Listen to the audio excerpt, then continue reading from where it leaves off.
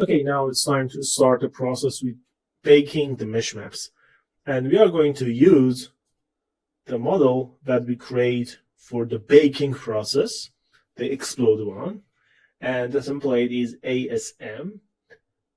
The normal map is DirectX, and the UDIMs, it should be turned on.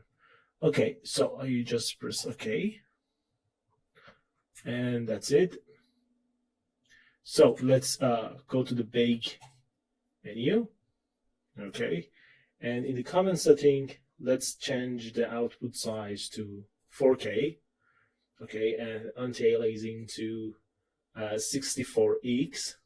Okay, we don't have any high poly from other software, so we are going to use low poly mesh as high poly mesh option here.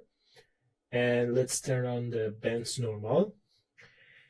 And when we want to bake the mesh maps, it's very important to understand what each mesh map does. Okay? The normal and the workspace normal is the way that we are going to transfer from a high poly model to the low poly. Okay? So it's a way to fake details. So it's okay. Let me deselect all of this. Okay, and now let's select normal and workspace. There is no any setting here that we can tweak. Everything is on the common settings. Okay, and let's talk about the ID. ID is not a thing that we want in this project, so we are going to skip that. And what about the ambient occlusion? Ambient occlusion is like a soft shadow in overcast light, in the concave area, and it's going to be necessary for texturing inside Substance Painter because very of the generators and very of our techniques depends on this mesh maps. So we need ambient occlusion, and it's like, okay, it should be big from this explode model. Okay. So what about the curvature? Yeah, I think we can call it the edge detect mesh maps because it's going to reveal all the edges and transfer all the data related to the edges from 3D mesh to the 2D view, okay, on the texture. So we need this. And what about the position? The position is like, okay, this is the top of the model. Okay, this is the front side. This is the, for example, right side.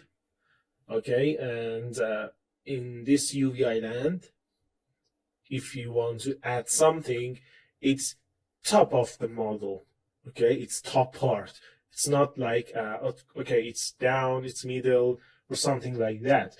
So position is very important mesh maps, and we need to bake the assembly model and transfer the data from the assembly one, which we are going to render. Okay, so the position is not a mesh maps that we are going to bake on explode because it's going to be wrong, actually, when we want to texturing. Okay, let me explain you. In the texturing part, this is not here in this coordinate in the 3D view. Okay, it's be like here. So when we want to texture and the position map is baked before on the explode model, it means in the position it should be like here, not here. So it's wrong. So we need to keep the position mesh maps for assembly bake. I'm going to show you, it's not a big deal. I just want to show you that position is important. And if we bake position map here, in this mode, it's not correct. Okay, so we need to leave position and let's go check thickness. Thickness is going to bake and transfer data from model to texture related to the space between each face. Okay, so in this way we can figure out, okay, this is the big, this is the narrow option, narrow model, or something like this. So now we are going to bake bent normal, because in the bent normal we have some combination between ambient occlusion and normal. And the reason that we are going to bake bent normal is to help improve our visual and lighting situation inside the 3D window. Okay, so that's it. We are going to bake normal, world space normal, ambient occlusion, curvature, thickness, and bent normal here with a 4K size and super sampling 64. There is no any other option that we are going to tweak here. Okay, and I want to have the same setting for each texture set. So let's go here. Oh, no, here. And in the mesh map bakers, we are going to select apply selection to more texture sets and select all. Okay. And everything is ready. So I'm going to bake selected textures.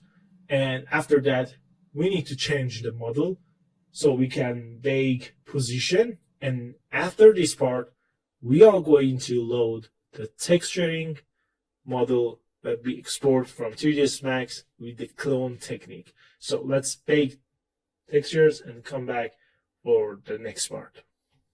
Okay, now we are done.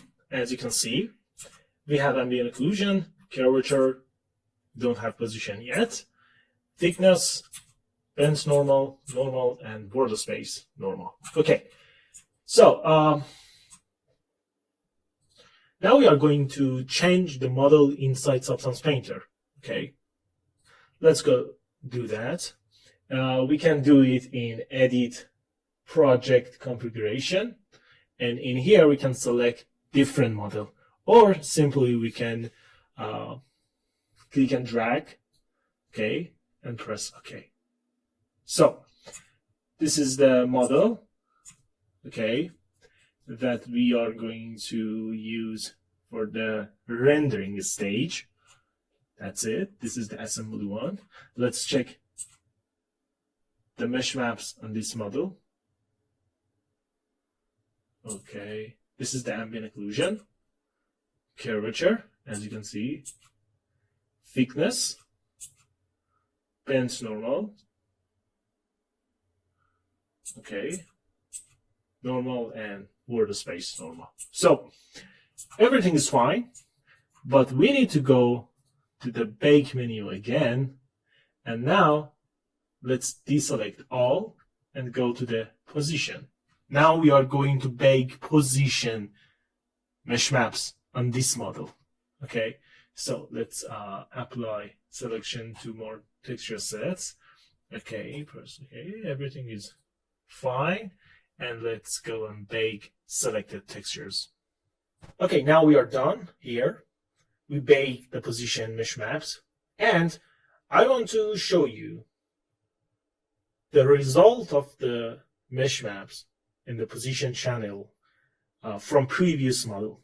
Okay, so this is the result, and if you compare this one to this one, you can understand what's happening here. Okay, there is no red part in here, and the color, it's not like that. So when we bake the position map on this model, on this arrangement, software could not understand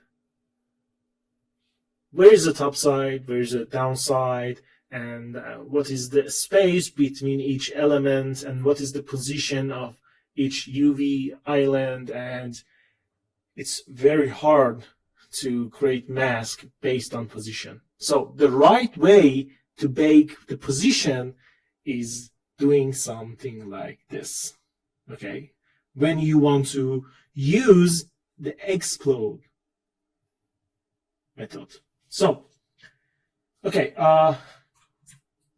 let's change the model. Okay, for bake. Okay, and we can see, yeah, this is the right situation in position mesh maps.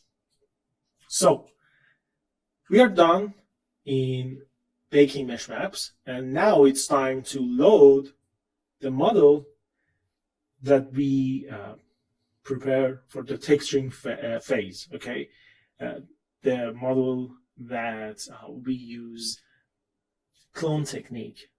So let's go load for texturing FX here, and boom. As you can see, everything is okay. This is the thickness, this is the height. We don't have height actually, and this is the bench normal. This is the normal, border space normal. Yeah, we don't have ID, and this is the ambient occlusion, and this is the curvature. So when we go in ambient occlusion, okay, there is no sign here for affecting this part, as you can see in here. So this is the right way to bake complex model, especially when we are going to use that as a hero game asset. Okay, and that's it. Now we are ready to jump into texturing process.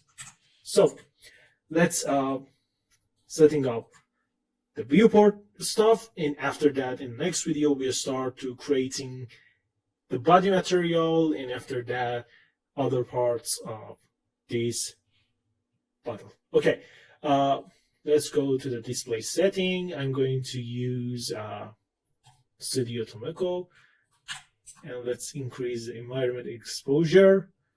Okay, we are going to change the focal length to something like 50. Yeah, it's better. And let's change tune mapping function to aces. Very good. Let's go to the shader setting. In the shader setting, I'm going to use double-sided. Okay, so we can see what's happening here. Okay, it's very good. Let's enable bend normal. Okay, you can see the lighting, it's going to be more accurate when bend normal is enabled. Okay, we don't want to use opacity in this project, but if you want to have opacity, you can turn it on and add the channel. So this is all we can do in the shader setting. Let's go for the texture set setting, and in here I'm going to add ambient occlusion. Okay, and yeah, that's it. We don't want anything here, just ambient occlusion. Okay, so this is for body. Let's go for the leg and fans. Let's add ambient occlusion here. Okay, and let's add ambient occlusion here too. So everything is ready. We can go for the texturing part, and it's so easy, as you can see.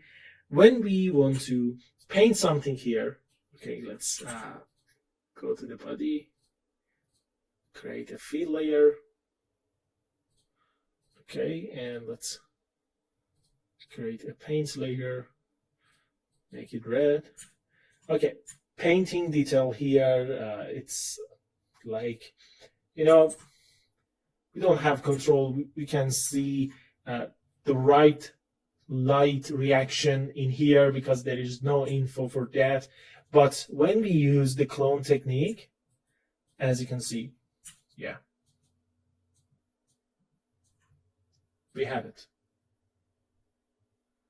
Okay, we have the lighting, we have the control, and if I want to, for example, pay more attention here, I can use this model. We could have a flip one, upside down version of this here, but it's enough. We can play with that, and yeah, you're ready to go. So in the next video, we'll start the process of creating material for the body part.